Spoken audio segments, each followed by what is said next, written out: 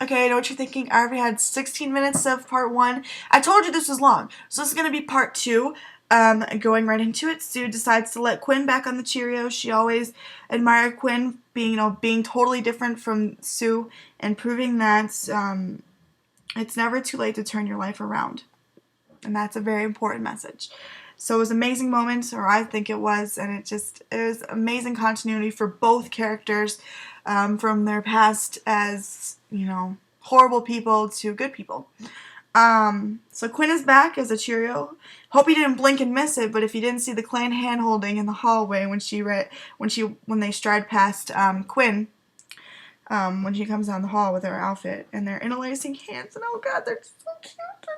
And Blaine, you sassy man, you sassy little minx. He's like, hey, Fabre, looking good. Well, he didn't sound like that, but oh my god, I just love Blaine so much. I just love him. Oh my god, I just do. He's not a very, very close second to Kurt as my favorite character, but he's definitely my second favorite character because he is just, I just love him. He's just so sassy and adorable. How can you not love Blaine? Like, I don't get it. Maybe I'm just biased, but Quinn wants Rachel to be happy and supports her and Finn getting married, and so she wants to be at the wedding. I don't know how the hell you don't think Faberry is not canon, because they totally are. Like, they just totally are. Like, there's a secret little hidden messages. They're meant to be. Shh. I mean, I ship Finchel, but, like, come on. Like, this whole thing, like, she's like, was this the song you were singing was really for Finn? It was really for Quinn. Shh. I was kidding, but, yeah, that's just the Faberry side in me. Okay. The Kurt Karofsky scene was truly, truly heartbreaking. Like, every time I think about it, I'm, like, getting teary-eyed right now, just, like, thinking about it. And, you need to truly realize how strong of a character Kurt Hummel is, and, if you don't like Kurt, not even a little at all, what is wrong with you? Because he is such a strong character. To see and prove that Kurt went through this for a very long time. The bullying, the teasing, the tormenting. And to be so strong, outcoming like that, and just, walking down the halls proud to be who he is and not stopping for anyone. And Karofsky couldn't even deal with it for a day. It just proves how amazing a character Kurt is. How do you not look up to this person? Like, so strong. And the words, he just says all the right words. And I broke down and just cried, like, every single time. It just proves so much how amazing Chris Colfer and Max Adler are as actors. And this episode just, like, boosted my points 5 billion times. How much Chris Colfer is my hero. And, yeah, I'm sorry, I know they're fictional characters, but Chris Colfer he just does it for me.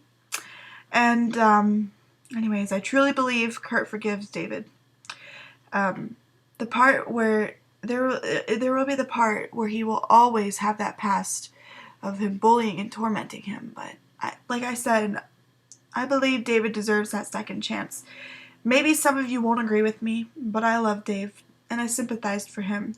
I can't even imagine how hard that must be for anyone to be in that situation, to be outed, to lose everything, his friends, his mother, and to tell him that he needs to be cured because he has a disease. But I truly believe his father loves him no matter what. He didn't mention his parents, he just said his mother.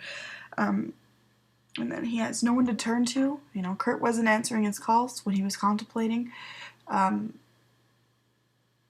can't even imagine that. To have no one in your life to go to.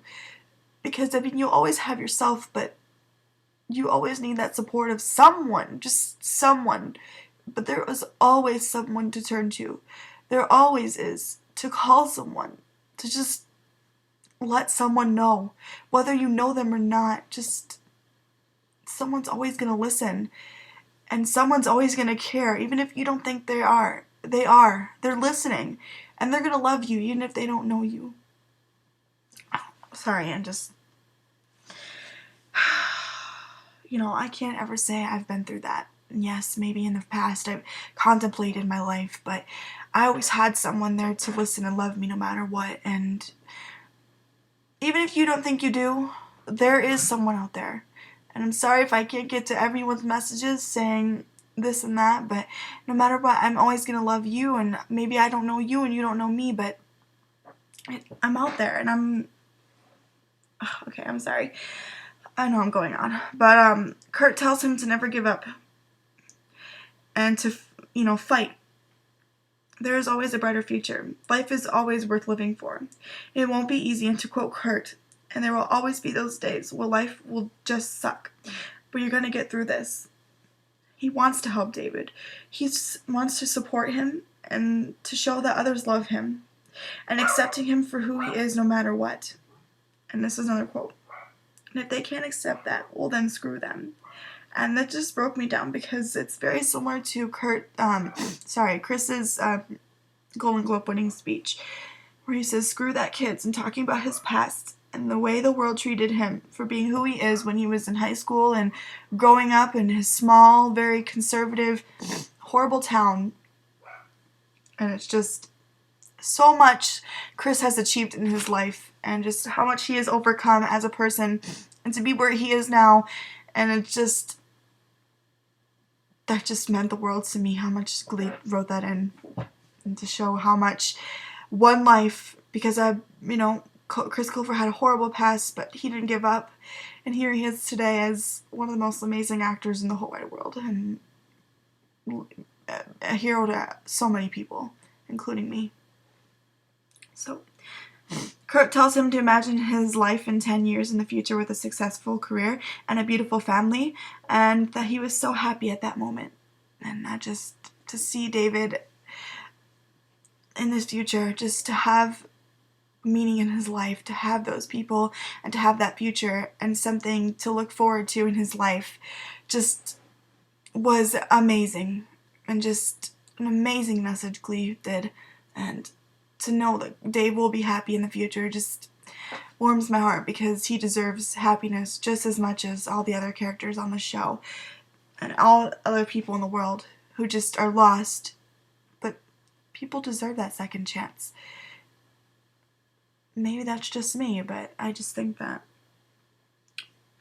For Kurt and Karofsky to be friends means the world to me as well. And David needs someone like Kurt in his life to give him hope and true acceptance and friendship. That's amazing. But I don't think Dave deserves romance. That was a horrible way I said that. Dave doesn't need romance right now. He doesn't. I'm going to quote one of Max's recent interviews right now, because I feel like he worded it very, very nicely. This is what somebody asked: do you think a part of Karofsky dreams of a future with Kurt? And he says, no, I never thought Karofsky lasted after Kurt. I never saw it as sexual. I always thought it was yearning for a genuine human connection. Karofsky's whole life has been playing this role and being what everyone wants him to be and tells him to be. But then he sees Kurt as a beacon of hope, somebody that can truly be who they are, to say what they want to say, to feel what they want to feel, and not really care what society has to say about it. And I think that that's such an admirable trait. Karofsky finds that so incredible, and that has such respect for Kurt. I think that's what it has always been. But I don't think he imagines his lifelong love with Kurt. I think there is a true friendship there, and Kurt really is the guy to help Karofsky see the light and bring him out of the darkness. And there's another question. There are some fans who prefer Kurt with Karofsky instead of Blaine. Is it your understanding that it isn't going to happen? Max's quote: that is my understanding. I think there has been too much history between the two of them just to completely forget about that and start a full-fledged romance. I think at this point Karofsky is just starting to deal with his own struggles, still dealing with his own struggles and its own identity, and that it's not stable or healthy enough to jump into a real relationship. I think at this point Kurt is just an incredible friend and in a way a mentor for Karofsky. I think at this point in their lives, Kurt is just an incredible friend, and that Karofsky truly needs. And my analogy, in reading the script, is picturing Karofsky hanging off a cliff by a really thin rope, and Kurt is the only one that is hanging onto him to bring him out of the depths of that. That is an amazing quote. I think that Max really just put the words into my mouth. Just amazing. He is an amazing guy. So that's just going off one of Max's quotes, and if you want to read the article, I'll put it where I found it on Tumblr so you can read it, the whole thing yourself.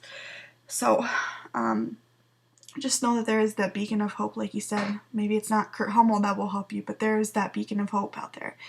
And they're waiting for you to help you.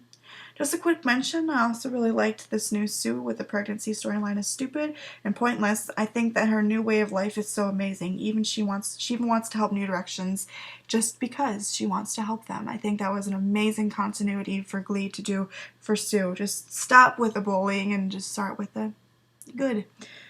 The Hudson Hummels and the Barrys try to think of a new way to get them to call off the wedding. Hiram is just the best. He just, oh my gosh, when he said, I'm going to fake an epileptic seizure was just, it just made, like, just those points in that episode where they're just, like, trying to bring happiness into the dark points of this episode. Quinn is late for the wedding, and Rachel's freaking out and panicking, and she doesn't want to start the wedding without her. I also have to mention that Kurt and Blaine are both bridesmaids and not groomsmen. Have things changed? Like, I would not, okay, maybe Kurt, because, like, that is one of Rachel's, best friends. But Blaine, it's like, I would think he'd be one of the groomsmen, but, like, just think about it. Season 2, where she wanted to date Blaine, Rachel wanted to date Blaine, and now she's one of the, he's one of the bridesmaids, is hilarious. I think that is just so funny. They're just so cute. And then BAM! Quinn gets hit by that car, and it's a crazy mess to stop texting and driving. And that was intense, because you just saw, like, the whole window shatter. That was fucking crazy. And to be continued, I was literally, this is me, Quinn, no! I knew she was gonna get hit by the car, but, like, to see it, it's just fucking insane. The loud crash, and it's like, holy ballsack McGee! Where will we go? We never saw a promo, but I know the next episode will have Blaine's brother Cooper, aka Matt Bomber from White Collar. Go look him up if you don't know who the hell I'm talking about. He's attractive. I could see him as Darren Chris's acting brother. Blaine's brother. Blaine and Anderson Cooper. Anderson Cooper? Sorry, Blaine Anderson and Cooper Anderson. They totally did it on purpose. I know they did. So, I'm sorry I got a little emotional there about Chris Colfer. He means the world to me, and the Karofsky Kurt thing was very well done. I loved Max's quote on it, and intense. Probably the best episode of the season. Just so many amazing messages about this episode, and I think it was maybe not time to do an episode of suicide, because nobody's ever really prepared for that, but I think the way they did it was an amazing job, and I love how they sort of just kept all the songs for regionals, except for Cough Syrup, because that was relevant, and the message of the song, if you hear the real lyrics, is very, very, very, very relevant, and the way they did that with the songs, not just breaking out into happy song, da da da da da, but the way they did this episode was amazing, and I feel like you weren't even really watching Glee, because it was, besides that, the songs, it was just an amazing message that the Glee did, and it was very, very intense and heartbreaking. I don't think I've ever cried so much in an episode. So tell me your thoughts. Don't be harsh. Don't be hating. Yes, I am a cleaner, but no, that does not mean I don't ship other things. I just want to let you guys know that. And no, and yes, I love Kurt, but I'm not going to be biased towards everything. And now I'm not going to blame Kurt for the Karofsky shit. No, I'm not going to say Blaine's stupid or some shit. No, yes, I love every character on the show. Yes, I don't like certain characters right now. But yes, I do believe every character deserves a second chance, because I never liked Quinn before, and now I do. And people deserve a second chance, so let's just let them have it. So, thank you for watching, subscribing, and I know this was really long, and, yeah, but I'll see you guys soon. I know the next episode will be till April 10th, but, that's crazy. But thank you for watching, I already said that, and go subscribe to the 7 Awesome Nerds, the new collab channel, and follow me on Tumblr, lionkurt@tumblr.com, which is relevant because Kurt is strong as a lion, so I just, yeah, so